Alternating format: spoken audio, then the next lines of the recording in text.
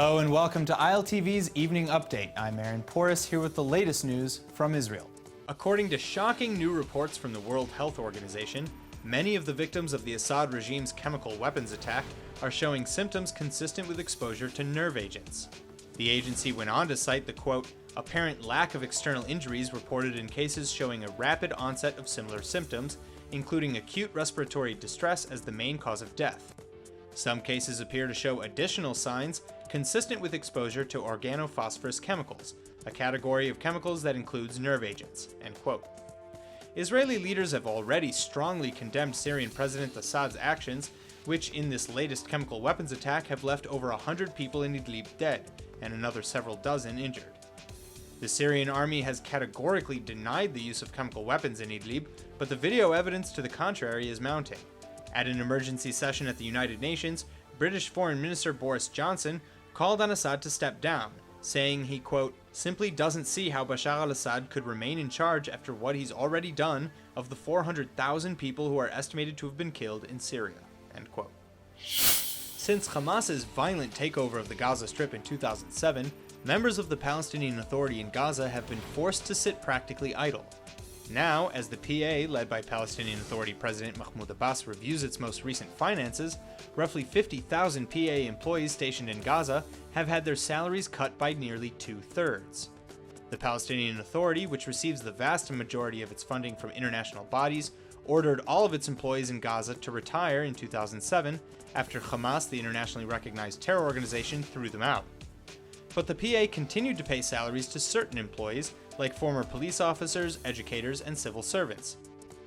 Rizik al-Haddad, a former health ministry maintenance worker, for example, will have his salary cut from roughly $600 a month to just under $200. Quote, this cut has worsened our situation. I don't know how I'll get by until the end of the month. Shall I beg? End quote. The cuts are by and large in response to the fact that international funding to the Palestinian Authority has been dramatically cut over the past year. The cuts are primarily stated to have been caused by the PA's insistence on paying security prisoners, convicted terrorists, and their families a salary based on their crimes against the Jewish state and Israeli citizens.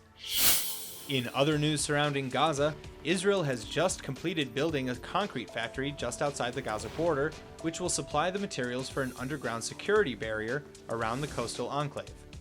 The subterranean wall is intended to prevent or at least deter the ability of terror organizations like Hamas to tunnel underneath the Israeli border. The project has been earmarked over 3.3 million shekels, or nearly $1 million. Roughly 2,000 Israeli workers will participate in constructing the barrier, which is slated to be completed within 2 years. The new and improved border will include a smart fence like the one along Israel's southern border with Egypt, an underground concrete wall, tunnel detection technology, and counter-assault and defense capabilities. An Israeli appeals court has just banned the delivery of ammonia to the coastal port city of Haifa. The decision will effectively stand until the court makes its final decision next week on whether or not to shut the Haifa ammonia facility down for good. The Haifa group, which owns and operates the tank, are the ones who appealed to the higher court in the first place, after a Haifa district court ruled that the tank poses a potential for a massive public health crisis. If either the storage tank should be ruptured or if the resupply ships are struck in a terror attack, tens of thousands of people would be put at risk of death. Further, the possibility of such a rupture has been made painfully clear as terror group Hezbollah in Lebanon has vowed to target them. The Haifa municipality has been fighting the legal battle to empty and relocate the tank to a safer area like the Negev desert, but the Haifa group has said that such a move would, quote, eliminate the operations of whole industrial sectors and negatively affect the local economy. Regardless, the dangers of the tank's location, as well as the risks posed by a potential strike on the supply ships, have prompted the Environmental Protection Ministry to refuse to renew the necessary permits for the tank. So no matter what, it looks like the ammonia-carrying ship will have to find another place to dock. In a revolutionary new move, Israel Katz, the Ministry of Transportation and Intelligence, has just revealed his plan called Tracks for Peace. According to his program, a railway network would be extended from Jordan to Saudi Arabia, with Israel in the center. Planned stops within the Palestinian Authority, as well as possibly in Iraq, are also included. The idea would supposedly boost the economies of all the countries in the region, and when presented as an additional peace initiative to the United States envoy Jason Greenblatt, Greenblatt reportedly received the news very enthusiastically.